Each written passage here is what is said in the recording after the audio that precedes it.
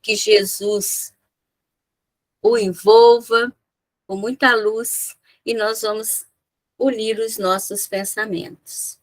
Seja bem-vindo, Pedro, a palavra é sua.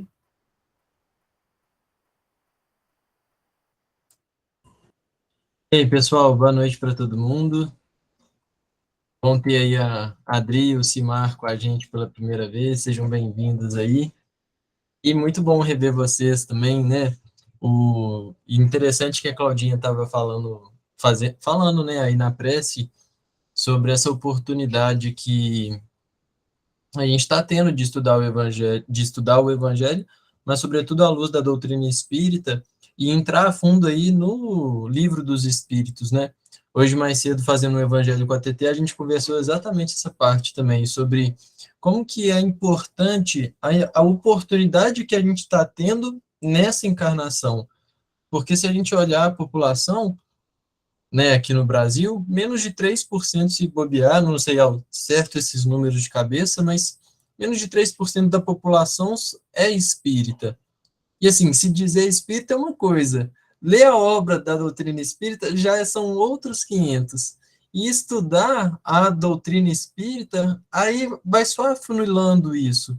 Então é uma oportunidade que a gente, sim, escolhe estar aqui presente na reunião, escolhe estudar, escolhe participar, escolhe aprender, e que naturalmente, para nós, como espíritos imortais, é de grande valia, porque na verdade não há nada de exclusivo na doutrina espírita, mas o que ela vem nos mostrar é a lei divina, ela vem tirar esse véu para que nós tenhamos um melhor esclarecimento, uma melhor clareza a respeito das condições que nós encontramos na sociedade, porque nós desempenhamos diversos papéis, né?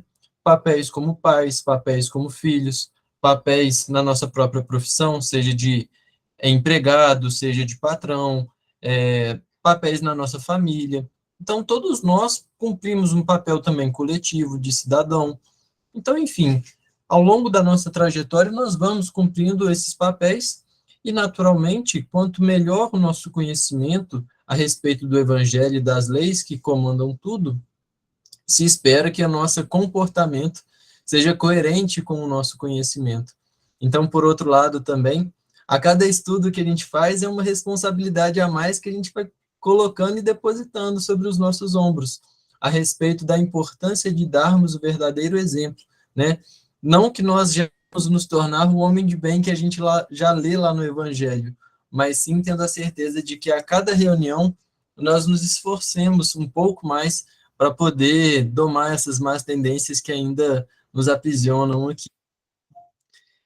Bom, pessoal, então a gente vai dar continuidade ao nosso estudo. Deixa eu compartilhar aqui a tela com vocês.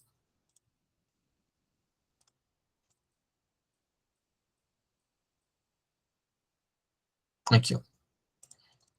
Então, hoje a gente vai começar aí a partir da questão 207, né? No estudo passado, o Heraldo conversou um pouco aí a respeito do parentesco, da filiação, e hoje a gente vai entrar nessa parte da parecença físicas e morais, né? Ou seja, as semelhanças que nós encontramos aí entre pais e filhos. Então, Kardec vai abordar um pouco dessa temática nessas questões que nós vamos estudar aí na noite de hoje. Então, fica à vontade aí, pessoal, para poder levantar a mãozinha, participar, perguntas podem fazer, não quer dizer que vai ter resposta hoje, mas qualquer coisa a gente pode encaminhar para o Pinga Fogo também, daqui a pouco a gente está finalizando esse capítulo, né? E aí a gente vai ter lá o Espiritismo Responde. Então, o que for surgindo também ao longo aí da semana, pode ir anotando que quando tiver o Espiritismo Responde com o Heraldo, a gente consegue trazer luz para essas questões todas. Mas vamos lá então ver como que começa a pergunta 207. Kardec faz a seguinte pergunta: frequentemente, os pais transmitem aos filhos a parecença física. Transmitirão também alguma parecença moral? Então, ou seja, ele está falando aqui sobre essa questão. A gente olha para uma criança e fala assim, nossa, é a cara da mãe. Ou então, nossa, é a cara do pai, né? E aí a gente olha para a Claudinha e para a Celinha e fala assim, nossa, como é que podem ser irmãos? Parece ser totalmente diferentes, né? E fala assim, poxa, mas quem será que é mãe de um, a irmã de um, quem puxou quem, enfim. Então, faz parte, né, do nosso dia a dia essas questões de parecença.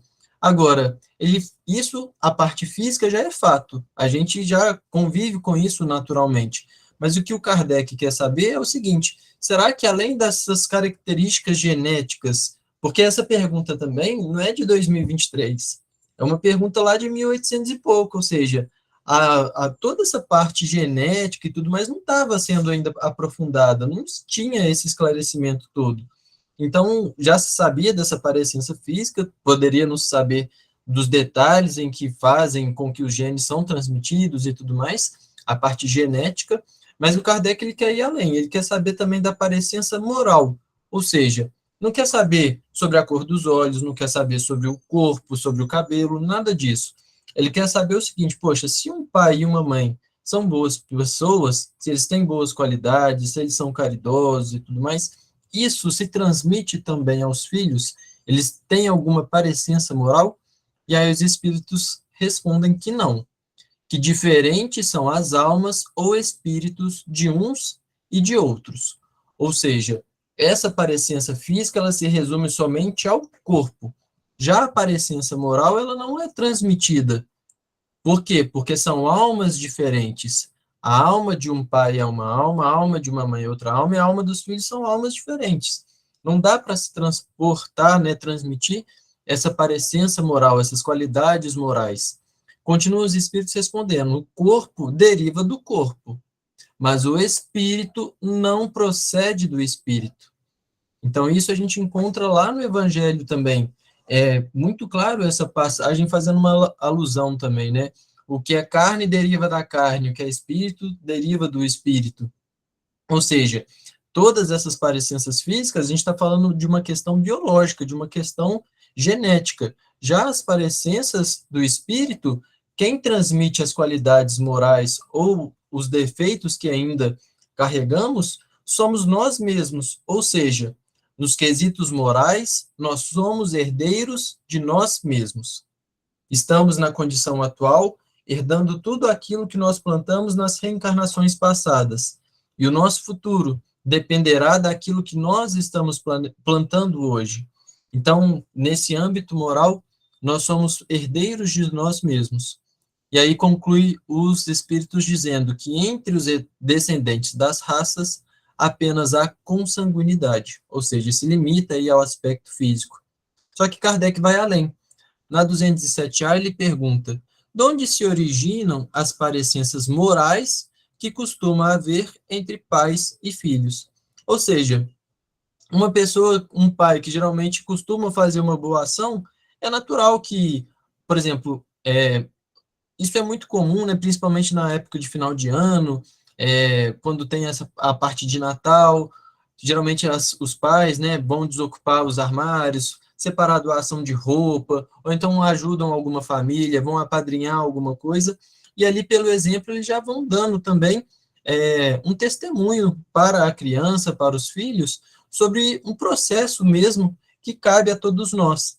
Então, é natural que essas crianças, elas vão despertando também, inspiradas ali pelos pais, pelos avós, pelos tios, por quem quer que seja, esse despertamento para a caridade, né? Então, ele quer saber o seguinte: poxa, de onde se originam essas parecências morais que podem, que costuma ter entre pais e filhos? E aí eles respondem: é que uns e outros são espíritos simpáticos, que reciprocamente se atraíram pela analogia dos pendores. Ou seja, se eu sou um pai muito caridoso e recebo um filho muito caridoso, por exemplo, provavelmente é porque nós somos espíritos simpáticos, ou seja, a nosso ponto moral está equilibrado, está semelhante, e naturalmente semelhante atrai semelhante. Então a gente vai atrair geralmente aqueles espíritos que estão na nossa faixa vibratória, que geralmente pensam como a gente, já desenvolveram as virtudes como nós, e que, por outro lado, ainda encontram os desafios que nós também encontramos na nossa própria encarnação. Então, essa parte está nesse sentido, né? Vamos lá, Kiko. Boa noite, gente. Eu ouvindo sobre essas questões, né, me veio na cabeça o caso de clonagem, né, do clone. é muito bem explicado por essas duas questões, né? Por essa questão que o corpo do clone é igual ao corpo do clonado, mas a alma, os espíritos ali ligados são totalmente diferentes. É isso? O bom de grupo de estudo é isso, é porque eu jamais tinha pensado nessa questão de clone, né? E exatamente, assim, você pode ter um corpo idêntico, mas o espírito é um só, o espírito é indivisível, o espírito é essa unidade e que não vai existir um outro espírito como o meu que está encarnado, como o seu, como de qualquer um de nós, né? Então, isso são características próprias, é um atributo próprio que jamais conseguirá, vamos dizer assim, ter uma cópia aí como clone, né?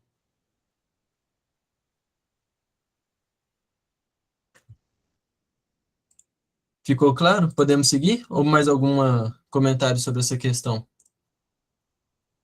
Ah, eu queria sim. Vai, vamos lá.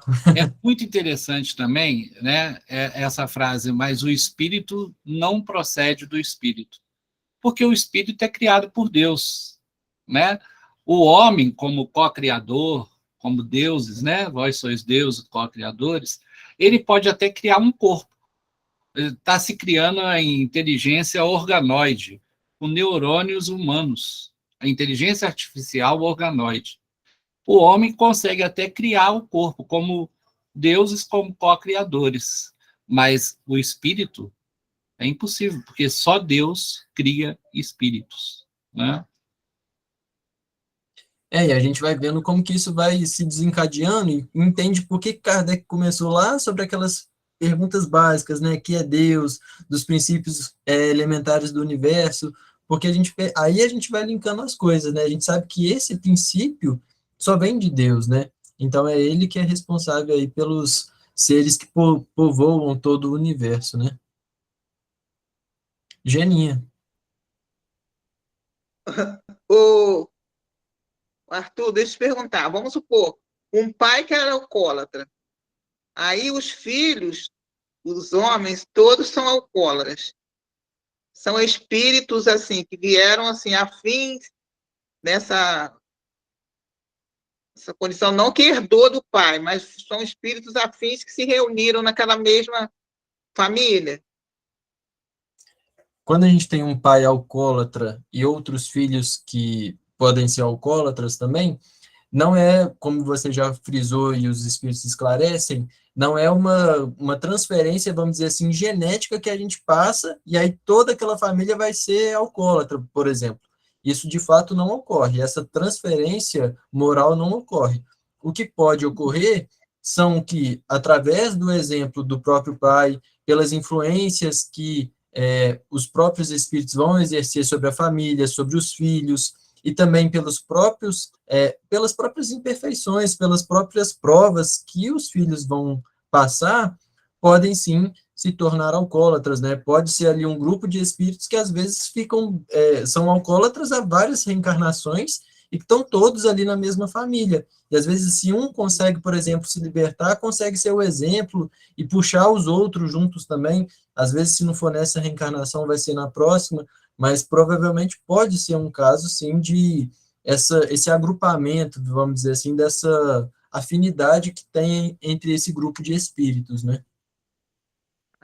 Então tá, obrigado, tá? De nada. Mas, assim, só para deixar claro também, Geninha, aproveitando o seu exemplo, é porque a gente não consegue falar assim, é isso, né? Porque cada caso é muito específico e a gente não tem acesso às informações, a gente não sabe o que se passa de acordo com cada um. A gente pode ter esse exemplo e levantar hipóteses de aquilo que pode ser. Então, agora, a gente nunca consegue afirmar, de fato é isso, são espíritos que estão juntos há muito tempo, ou podem ser outras questões, enfim, é só quando a gente traz alguns casos, assim, às vezes que a gente conhece alguém, ou pensou em alguém, ou é a nossa família, enfim, esses casos, quando a gente pergunta, assim, eu só gosto de fazer esse adendo, porque às vezes a gente dá uma resposta falando, olha, pode ser isso, e quer dizer, pode ser, não quer dizer que de fato seja, né? Mas só para deixar claro isso aí, tá?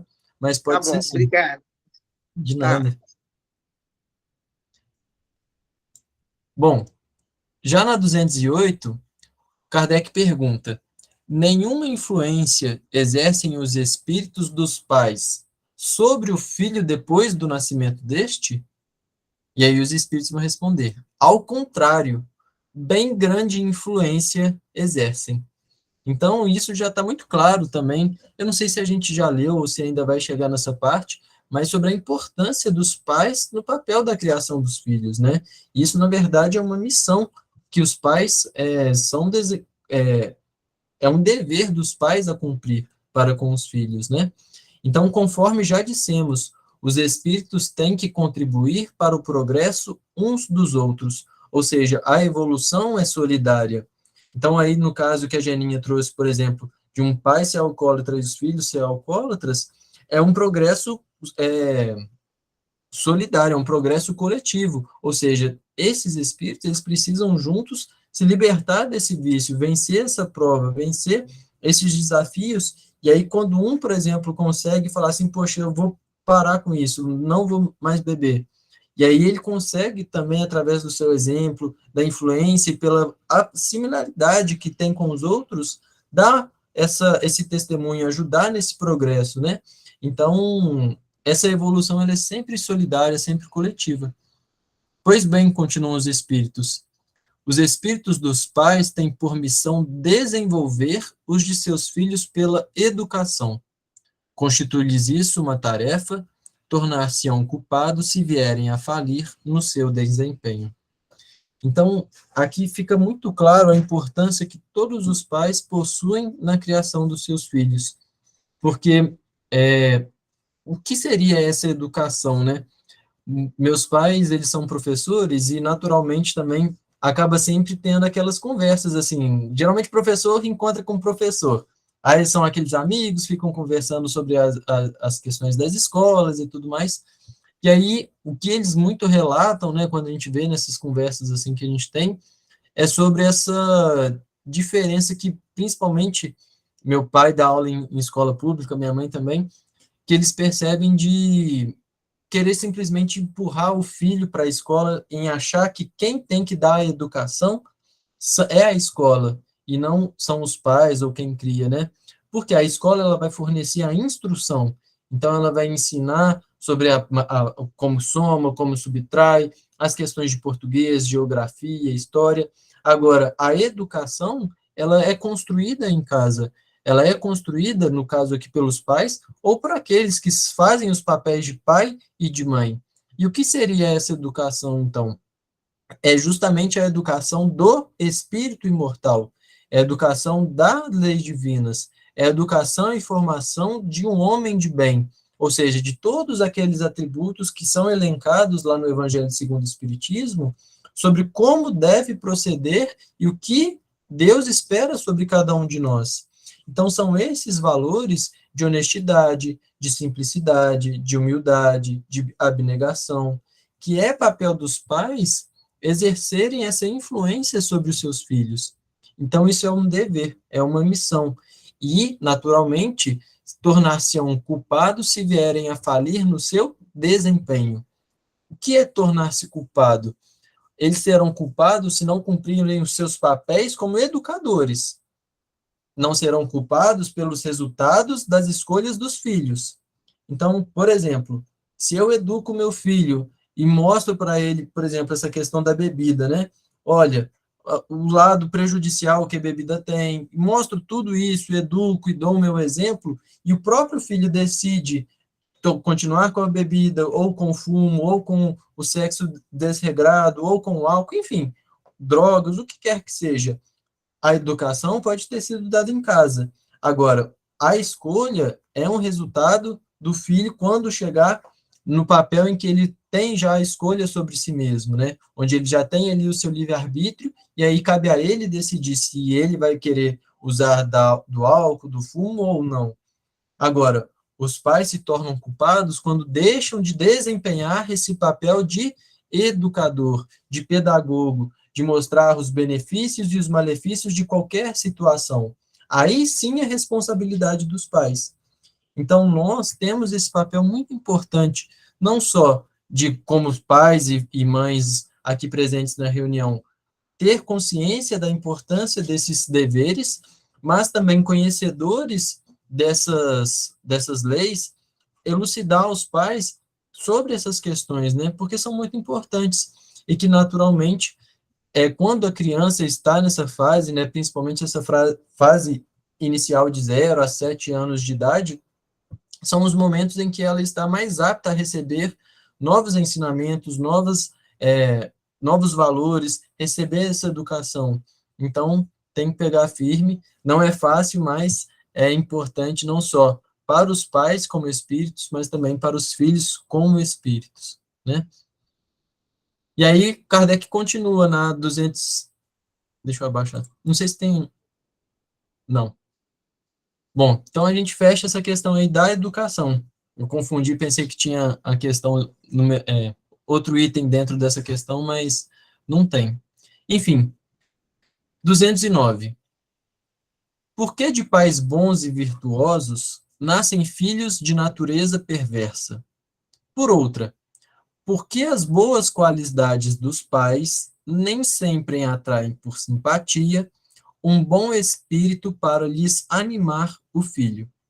Ou seja, aqui ele já está colocando um outro ponto de vista da pergunta lá atrás.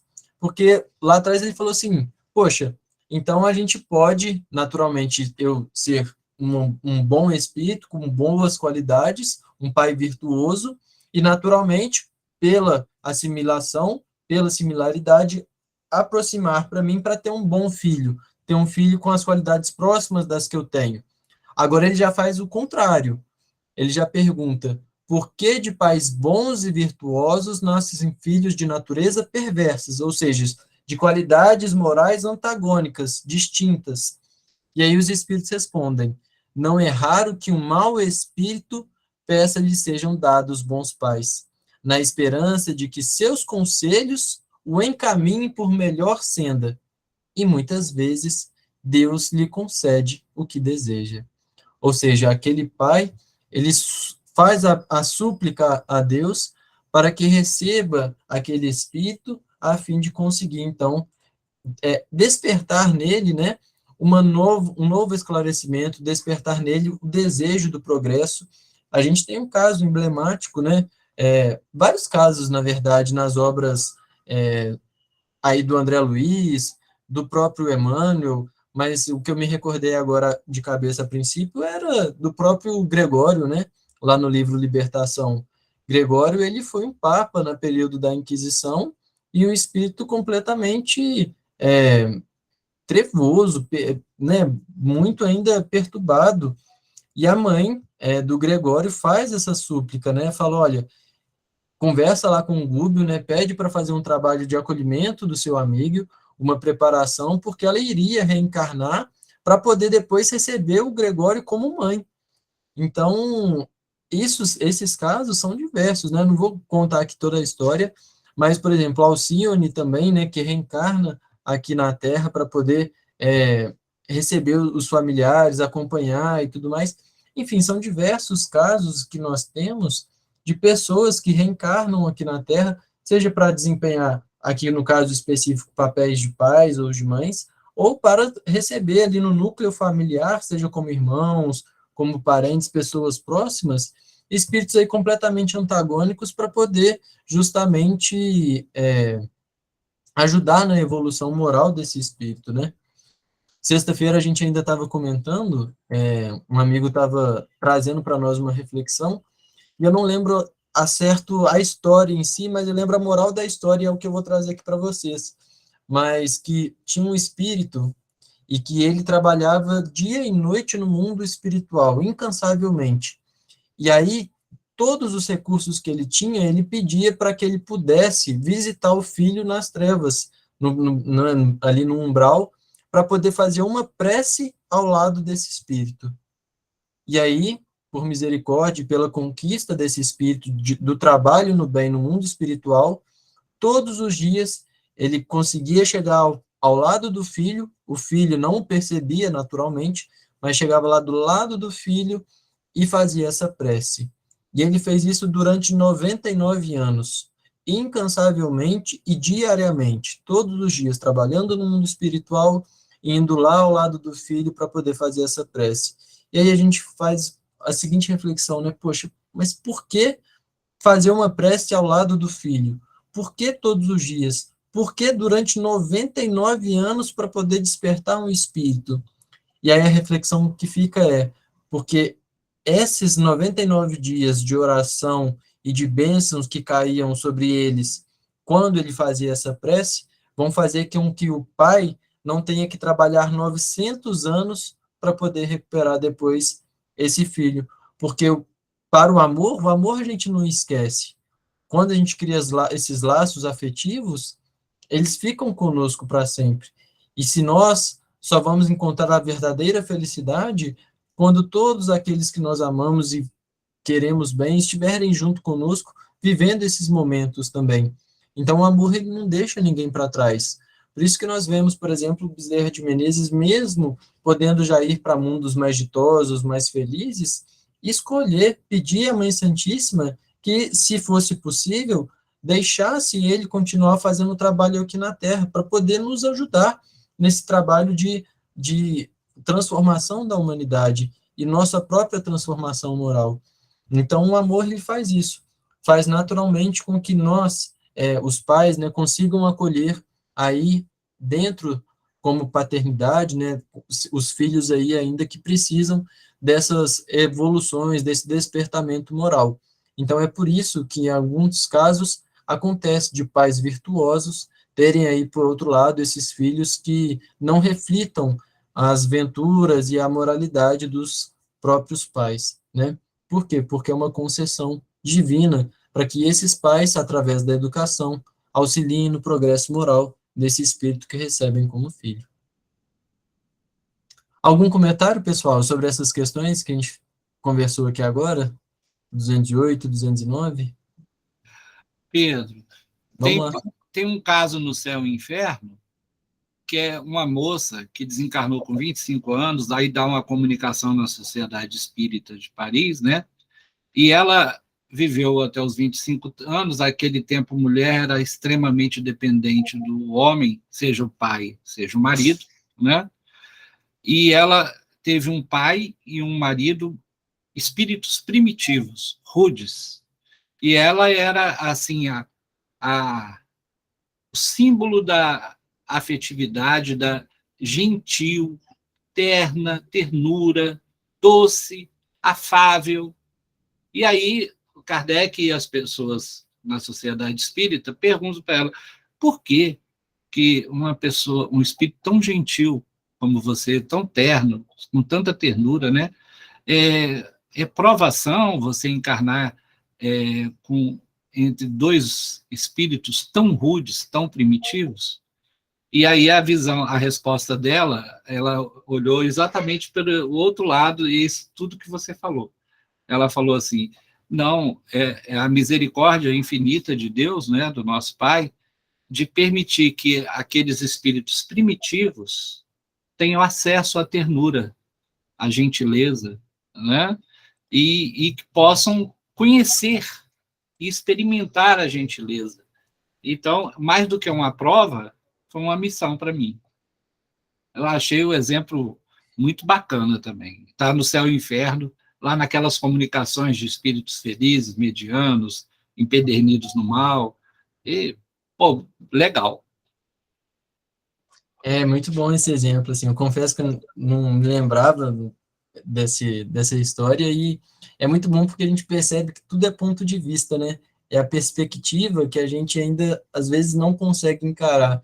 Então, às vezes, a gente olha lá, né? Poxa, essa mulher lá sofrendo todos esses martírios, né, dos familiares, e a visão dela não é essa, né? A visão dela é sobre a misericórdia divina para poder acalentar e trazer nos braços aí esses espíritos que a ela são ligados, né? Então, é um exemplo para nós, de acordo com aquilo que até a gente colocou na música hoje, né? Da oração de São Francisco. Saber consolar do que ser consolado, né? Então, é um ótimo exemplo mesmo, Kiko. Bom, 210. Pelos seus pensamentos e preces, podem os pais atrair para o corpo a informação do filho um bom espírito, de preferência um inferior? Ou seja, enquanto, vamos supor, a mulher ficou grávida lá, né? Eu começo a fazer prece, não, que só venha um anjinho para mim, que seja muito bonzinho, muito caridoso, que seja muito amoroso, muito compreensível. Através das orações dos pais, né? Eu consiga fazer com que ali se torne um espírito, né? Venha um espírito mais evoluído, vamos dizer assim. E aí os espíritos respondem que não, naturalmente que não, né? Mas podem melhorar o espírito do filho que lhes nasceu e está confiado. Esse é o dever deles. Os maus filhos são uma provação para os pais. Ou seja, a prece ela não vai ter um papel de mudança de quem vai encarnar ou não. Quem tem que encarnar ali, né, como filho, vai encarnar de qualquer jeito, com prece ou sem prece, enfim. Mas qual que é o papel da prece dos pais? O papel das preces dos pais é para que esse filho seja, desde o útero, envolvido já nos fluidos de amor, de recepção, de acolhimento, de bondade, de união, de respeito, de simpatia, porque mesmo que seja aí um espírito que ainda tenha maus pendores, já vai despertando neles essa transformação. É aquela história, pedra mole, água mole, pedra dura, tanto bate até que fura. O amor é isso. O amor é como essa água que não tenta convencer, não tenta violentar nem nada. Ela vai simplesmente todos os dias envolvendo a pedra, até que um dia o coração mais pedregoso que possa ter, ele se desarma, né? Abre aí a esse carinho e esse amor. Então, é um processo também de paciência, né? Porque se é uma provação para os pais, é porque é um teste que os pais precisam passar quando tem esses filhos que têm ainda uma preferência inferior, né? Então, se é um papel de provação, cabe aos pais saberem justamente como lidar com essa situação. Como que eu faço para conseguir vencer esse teste? Quais os recursos que me são disponíveis? Como eu devo proceder? Como eu devo educar? Como eu devo me comportar? Porque se a gente fica no porquê, muitas vezes nós não vamos conseguir as respostas. Por que meu filho é assim? Por que meu filho é assado? Por que isso? São perguntas que não nos levam a nada, a não ser até mesmo a revolta, a indignação, a inconformidade, a ingratidão. Porque o nosso prisma não está ajustado para enxergar o que de fato vem nos ensinar aquela lição. Agora, se nós nos fazemos questionamentos diferentes, encontramos aí respostas diferentes. Então, se eu tenho uma situação familiar delicada, aí eu começo a me questionar, poxa, como que eu posso resolver essa situação? Como que eu posso apaziguar esse tumulto? Como que eu posso me relacionar melhor com o meu filho? Por que esse comportamento está sendo demonstrado? O que tem por detrás disso? Então, são comportamentos e análises que nós precisamos fazer, porque isso nos faz a motivar a ter comportamentos diferentes. E, naturalmente, se estamos fazendo tudo ao nosso alcance, se estamos fazendo as nossas preces e tudo que está de acordo do nosso controle, e a situação não muda, aí vem um outro teste, que é o teste da paciência, é o teste da fé, é o teste da resignação, da confiança em Deus. Então, são conquistas que nós vamos aprendendo a lidar de acordo com as situações que vão nos conquistando. Hoje, em especial, nós estamos conversando aí a respeito do núcleo familiar, né? Mas esses desafios se encontram em todas as camadas, vamos dizer assim, da nossa existência. 211. Donde deriva a semelhança de caráter que muitas vezes existem entre dois irmãos, mormente gêmeos. São espíritos simpáticos, dizem os espíritos, que se aproximam por analogia de sentimentos e se sentem felizes por estar juntos.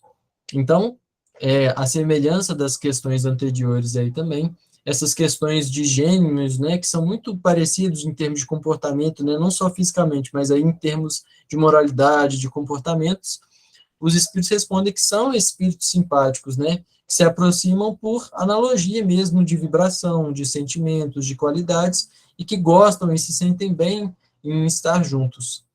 Já na 212, o Kardec pergunta: há dois espíritos, ou por outra, duas almas, ou seja, porque estão encarnados, nas crianças cujos corpos nascem ligados, tendo comuns alguns órgãos, ou seja, o que ele está querendo saber são aqueles casos que estão, os gêmeos, né, ou as crianças que nascem juntas, elas nascem, seja, por exemplo, ligadas ali à cabeça, ou alguma outra parte do corpo, enfim. O que o Kardec pergunta nesses casos, a gente tem aí também duas almas, ou seja, dois espíritos, ou é um só espírito animando esses dois corpos? E aí os espíritos respondem que há sim dois espíritos, mas a semelhança entre elas é tal que vos pareça, em muitos casos, uma só. Ou seja, sempre que tiver dois corpos, nós temos aí necessariamente dois espíritos, né? Agora, o espírito só sai do corpo quando está de fato aí liberta, e aí a gente já estudou anteriormente os processos de desencarnação, né, de desprendimento ali do espírito. Então, enquanto o corpo há vida, há a movimentação, há tudo normal, o espírito está ligado e são diferentes corpos, diferentes espíritos, né? Bom, ainda sobre a questão dos gêmeos, tem a 213, pois que nos gêmeos os espíritos encarnam por simpatia, donde provém a aversão que às vezes se nota entre eles. Não é de regra que sejam simpáticos os espíritos dos gêmeos. Acontece também que espíritos maus entendam de lutar juntos no palco da vida. Então isso é muito sério, né? Porque enquanto estava na afinidade era muito bom. Enquanto são próximos e similares a nós é uma maravilha. Mas quando a gente diz que o amor liberta e o ódio aprisiona, aí a gente pode entrar em nesses casos também, porque enquanto nós não reatarmos os vínculos e os empecilhos que nos afastam, naturalmente que a gente vai precisar um dia resolver essas questões. Então, muitas vezes, esses espíritos que podem até vir como gêmeos, mas que são completamente antipáticos ou que são justamente completamente diferentes mesmo um do outro de comportamento, são espíritos que precisam estar juntos, precisam ali estar próximos, para poder justamente encarar esses desafios dessa proximidade, dessas condições naturais. Então, essas situações, na verdade, a gente precisa sempre entender que não são castigos divinos, mas sim a misericórdia divina atuando sobre cada um de nós, nos dando a oportunidade necessária, ou seja, não é o que nós desejamos, mas sim a necessária para nos dar a condição naturais para que nós possamos resolver as pendências que estão aí na nossa caderneta, né? Alguma questão sobre alguma consideração sobre essa parte dos gêmeos? Ou vamos seguir para a próxima? Bom, já no 214, Kardec pergunta: que se deve pensar dessas histórias de crianças que lutam no seio materno? Eu acho que isso é um conto, né? Eu não sei se isso é tradição, se eu nunca ouvi essa história, não sei se tem essas conversas e tudo mais, não sei o porquê dessa pergunta do Kardec, mas algum motivo tem. E aí os espíritos respondem: lendas, para significarem quão inveterado era o ódio que reciprocamente se votavam, figuram-no a se fazer sentir antes do nascimento dela. Em geral, não levais muito em conta as imagens poéticas. Então, não sei se era algum costume da época, né, assim, quando as pessoas, os próprios pais, pressentiam ali que, de fato, estavam reencarnando ali espíritos completamente em diferentes vibrações, completamente diferentes de comportamento, de moralidade uns dos outros, e aí poderia ter esse mito, né, essa lenda aí de que eles estavam brigando, às vezes, lá no próprio útero, mas Kardec, os espíritos deixam bem claros, né, isso é só imagem, né, são lendas, mas já o que tem de verdade, vamos dizer assim, por detrás disso, o fundo dessa história, é que o fluido, né, a energia que principalmente a mãe ali já sente, desses espíritos aí que não se misturam, né, essa dificuldade de compatibilidade fluídica. Bom, dessas questões de 207 a 214, o Kardec está perguntando a respeito mais sobre o indivíduo. Agora, nas próximas perguntas, ele vai já conversar um pouco a respeito do caráter do povo, ou seja, vai sair um pouco ali do indivíduo. Alguém quer fazer alguma consideração sobre essas questões, antes da gente entrar nas partes coletivas e tudo mais? Quer fazer algum comentário, Kiko, Luciano, Heraldo? Ou podemos seguir? Alguém mais quer fazer algum comentário? Citei só exemplos aqui. Que eu já sei que são pessoas que gostam de participar, por isso que eu estou falando o nome de vocês, mas fique à vontade aí. Então vamos lá. Espera aí que desconfigurou aqui. Pronto. 215. O que dá origem ao caráter distintivo que se nota em cada povo? Ou seja, dentro da nossa família, a gente já percebe que muitas vezes encontra esses caráteres completamente diferentes, distintos uns dos outros, e isso naturalmente vai se refletindo também na cidade, nos estados, nos países. Então, o que Kardec quer saber é por que dá isso em cada povo? O que se dá essa origem? E aí os espíritos respondem. Também os espíritos se grupam em famílias, formando-as pela analogia de seus pendores, mais ou menos puro, conforme a elevação que tenha alcançado. Ou seja, as famílias elas vão formando grupos por similaridade. É natural isso, né? Se a gente parar para pensar num exemplo mais grosseiro, a gente costuma ter as amizades de acordo com aquilo que nós gostamos de fazer. Então, se hoje a gente trouxe esse exemplo da bebida, vou dar mais um exemplo da bebida. Se eu sou a pessoa que gosta de tomar uma cerveja, que gosta de frequentar, por exemplo, um botequim, e ir lá, ficar comendo meu tira-gosto e tudo mais, naturalmente que eu vou criando amizades de pessoas que têm o mesmo gosto, a mesma preferência que eu tenho. Se eu sou flamenguista, é natural que eu goste e conheça mais pessoas que torcem pelo Flamengo, que vivem o Flamengo e tudo mais. Agora, quando nós mudamos o nosso comportamento, mudamos também a nossa sintonia, naturalmente vamos mudando e atraindo para nós pessoas que vivem e se modelam também aquilo que a gente vive. Então, por exemplo, se antes eu gostava de beber, gostava de estar nesses barzinhos e criava aquelas amizades ali, às vezes, quando eu falar agora, não, decidi parar de beber, não gosto mais de beber e tudo mais, foi uma escolha que eu fiz. Muitos desses que nós dizemos amigos, eles não entendem aquela situação e acabam afastando de nós. Mas, naturalmente, atraímos para nós espíritos que também não têm pela bebida a preferência, o apetite, o gosto e tudo mais. Então, nós, na nossa vida, percebemos que, de acordo com aquilo que nós gostamos, de acordo com aquilo que nós fazemos, de acordo com aquilo que nós temos como qualidades morais, nós vamos criando esses laços, essas famílias, esses grupos, e que eles vão naturalmente também se modificando, à medida que nós vamos nos modificando. Então, nós percebemos que nós somos a antena que vai atrair aquilo que nós estamos emitindo. Então, naturalmente, de acordo com a elevação, esses povos vão se formando aqui na Terra. Pois bem, um povo é uma grande família formada pela reunião de espíritos simpáticos. Deixa eu só abaixar antes. Na tendência que apresentam os membros dessas famílias para se unirem, é que está a origem da semelhança que, existindo entre os indivíduos, constitui o caráter distintivo de cada povo. Julgas que espíritos bons e humanitários procurem para nele encarnar um povo rude e grosseiro? Não. Os espíritos simpatizam com as coletividades, como simpatizam com os indivíduos.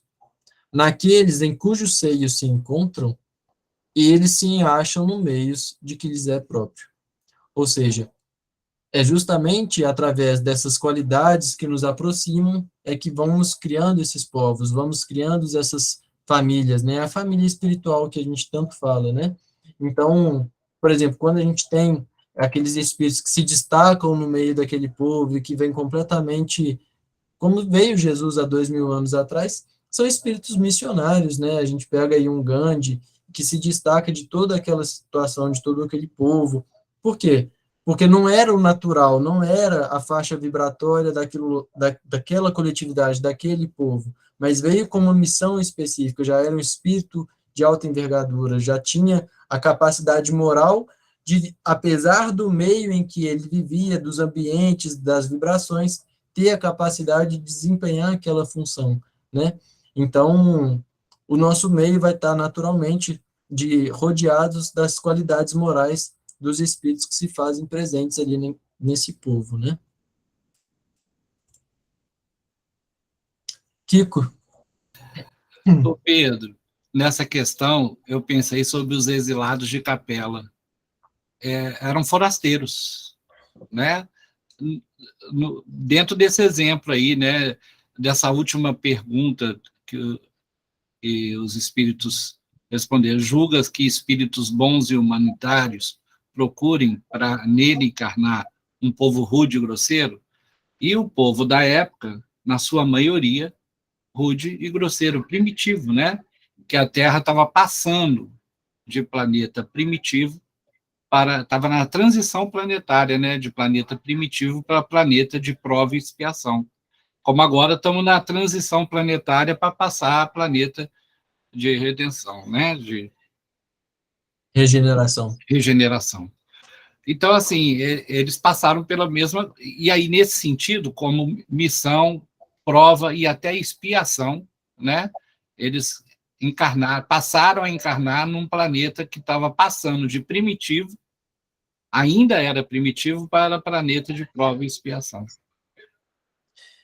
E aí a gente percebe, né? Ou seja, eles vieram por misericórdia divina também, mas, por outro lado, com uma missão de nos ajudar nessa parte, vamos dizer assim, eles ainda não tinham um lado moral, mas tinham outro lado, né, vamos dizer assim, da intelectualidade, da racionalidade, que poderiam contribuir com o processo evolutivo da Terra naquele instante, né? Ou seja, todos nós, a todos os instantes, temos as qualidades que já desenvolvemos, que podemos ajudar ao outro, mas também somos carentes de virtudes morais e que temos ainda muito a aprender. Então, são essas trocas, né, que a gente vai fazendo ao longo das reencarnações, que vai fazendo com que todos nós consigamos progredir, né, consigamos avançar aí ao longo dos percursos.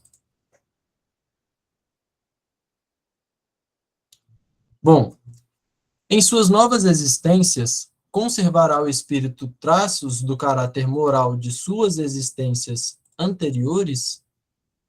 Isso pode dar-se, respondem os espíritos, mas, melhorando-se, ele muda. Ou seja, é aquilo que a gente estava conversando agora há pouco. À medida que nós vamos nos transformando, por que eu vou querer ter a semelhança do Pedro rude de há algum tempo atrás? Quando eu for espírito puro, você acha que eu vou querer ficar parecido com quem eu sou hoje? Eu não. Cheio de defeitos, cheio de imperfeições.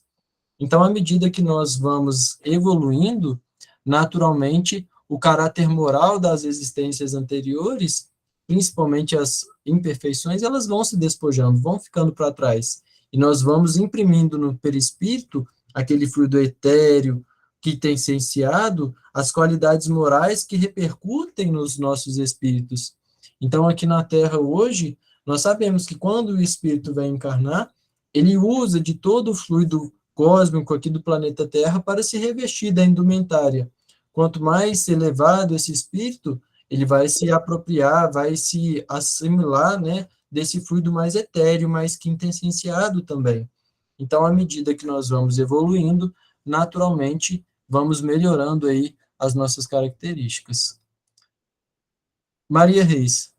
Olha, é só uma constatação. Isso aí que você falou, que a gente se recusa a ser como antes, né? Não foi com essas palavras, foi com as suas palavras. Mas isso é a evolução espiritual. É que a pessoa já evoluiu tanto que já não quer mais aquelas fraquezas de antigamente. Exatamente isso. Exatamente. E aí a gente tem que ter esse retrato, né? A gente tem que saber olhar para trás e falar assim, poxa, se antes eu dava uma resposta desse jeito, agora eu já dou outra resposta, já tenho mais paciência, mais consideração. Bom, a gente vai evoluindo, né? Isso aí. Obrigada. Continuam aqui os espíritos, então, respondendo. Isso pode dar-se, mas melhorando-se, ele muda. Pode também acontecer que a sua posição social venha a ser outra. Se de senhor passa a escravo, inteiramente diversos serão seus gostos e dificilmente o reconheceríeis. Sendo o espírito sempre o mesmo nas diversas encarnações, podem existir certas analogias entre as suas manifestações, se bem que modificadas pelos hábitos da posição que ocupe, até que um aperfeiçoamento notável lhe haja mudado completamente o caráter, porquanto de orgulhoso e mau pode tornar-se humilde e bondoso se arrependeu. Então, é aquilo que a Maria Reis comentou aí para nós. Se antigamente ele se mostrava como orgulhoso e mau e agora torna-se humilde e bondoso, se arrependeu, como que ele vai se mostrar? Como humilde e bondoso. E qual o exemplo que nós temos na literatura espírita de um senhor importante, relevante na sociedade e que na próxima já vem direto como escravo? Públio Lentulus, uma das encarnações como Emmanuel, né? Ele ali como senador, orgulhoso, cheio daquela pompa toda, tem ao seu lado um espírito ali completamente iluminado e que viveu martírios ali, porque o Públio Lentulus, né, durante boa parte da sua vida achava que a Lívia o traía, tinha uma outra pessoa, e Lívia lá fiel, aguentando tudo, sendo resignada, indo lá seguir Jesus, enquanto ele, enquanto senador, teve a oportunidade de encontrar com Jesus, né? Quem ainda não leu, isso está lá no livro Há 2000 anos, que vai relatar justamente essa história, né, do senador romano, esse encontro com Jesus também. Quem já leu, já sabe o desfecho, quem não leu, não vou falar nada, mas tem, e aí agora como sugestão também para todo mundo, eu vou colocar lá no grupo, mas tem um áudio de uns 4 minutos, mais ou menos, de um documento do senador, né, passando as descrições de Jesus, não só físicas, mas a descrição moral de Jesus também. E quando a gente escuta esse áudio, né, vai lendo ali junto ao texto, é uma coisa assim, é impressionante, é muito bela, é muito bacana, e essa história é muito linda.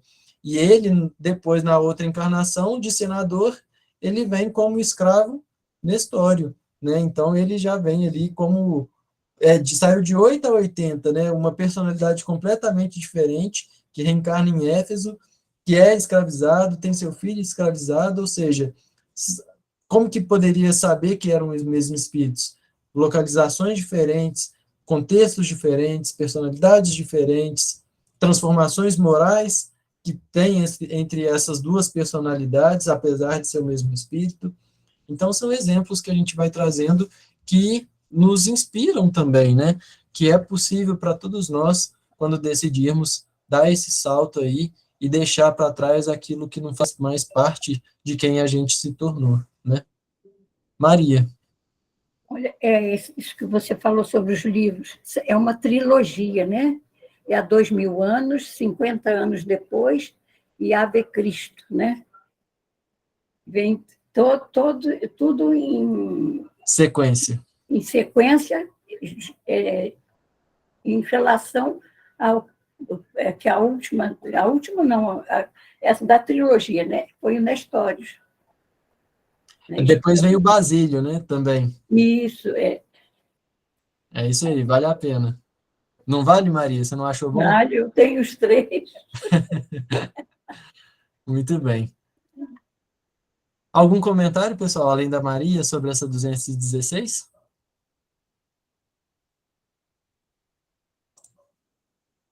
Bom, vamos então para a nossa última questão da noite de hoje, para a gente encerrar esse tópico.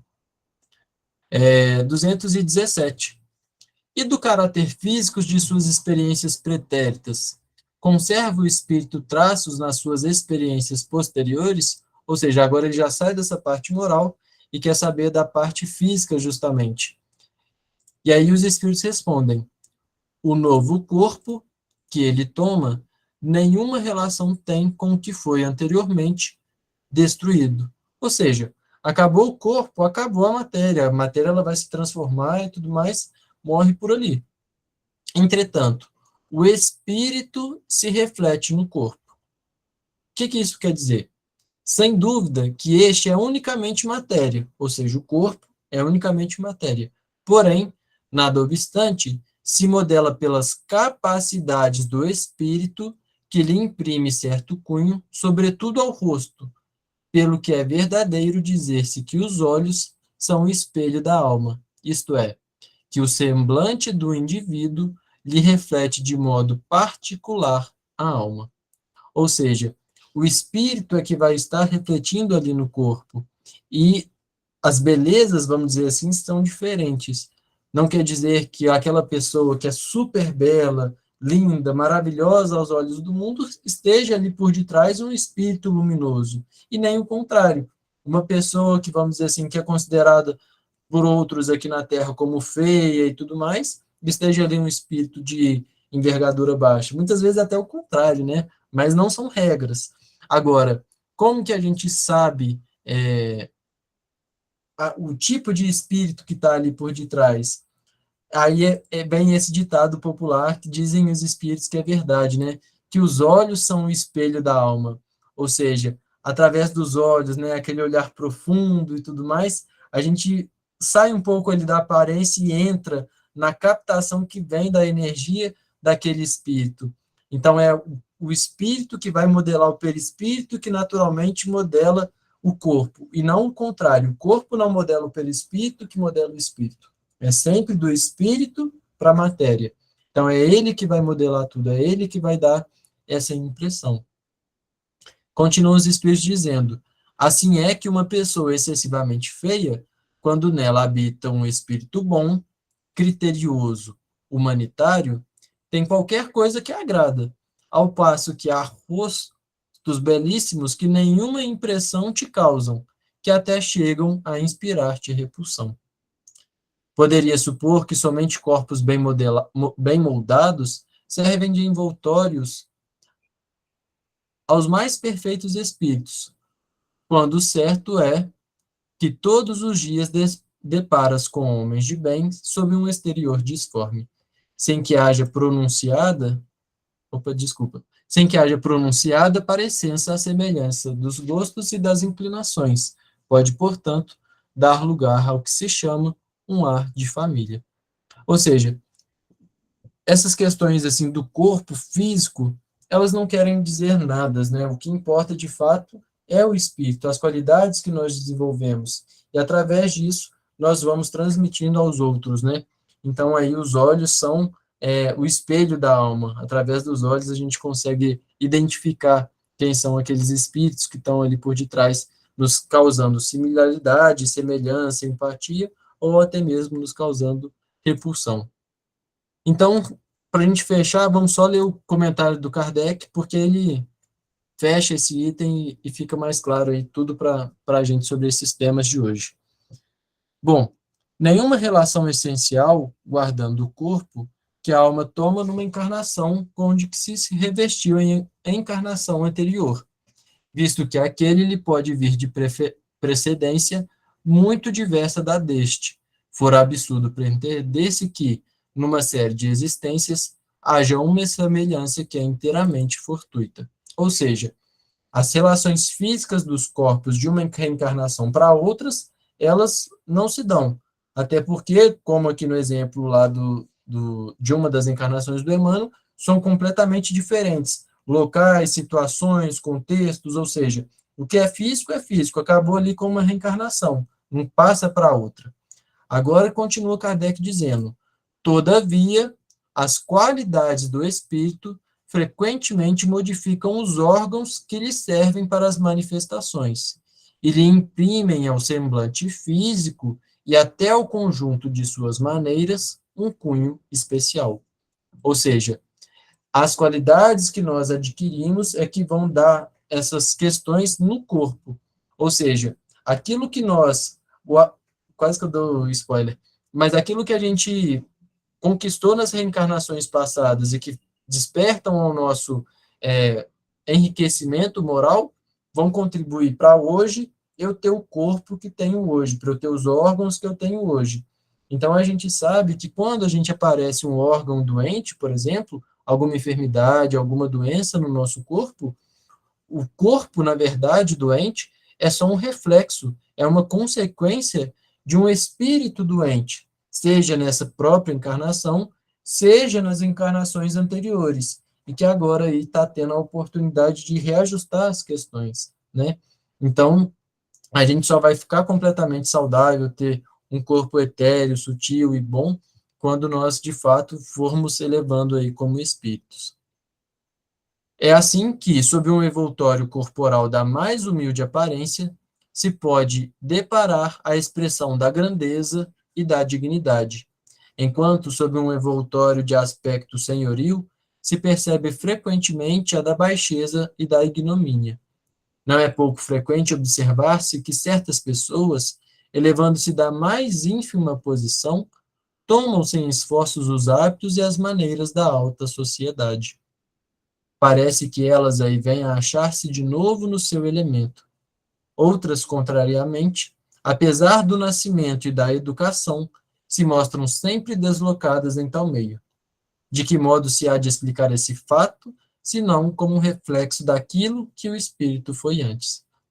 Ou seja, são esses reflexos, né, as similaridades, aquilo que o espírito já está acostumado a lidar, a conhecer, é que vão mostrando.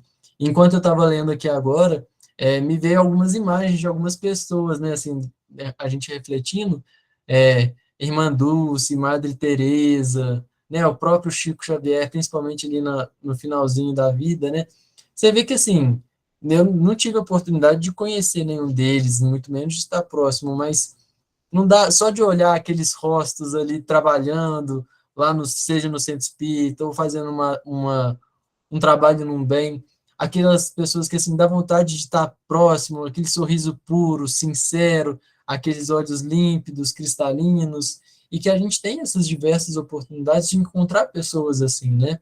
Então, são conquistas, né, que a gente, isso se reflete, né, nos nossos olhos, nos nossos cotidianos, né, nas consequências das nossas escolhas também. Então é isso, eu não sei se alguém quer fazer mais alguma consideração, a gente tem uns minutinhos aí ainda, e aí depois eu já passo para a Celinha.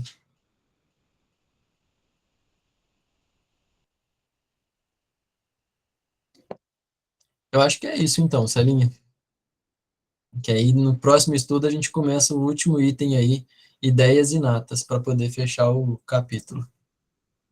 Muito bom, Pedro, muito obrigada. Então, agora nós vamos, com a prece do Edson, sintonizar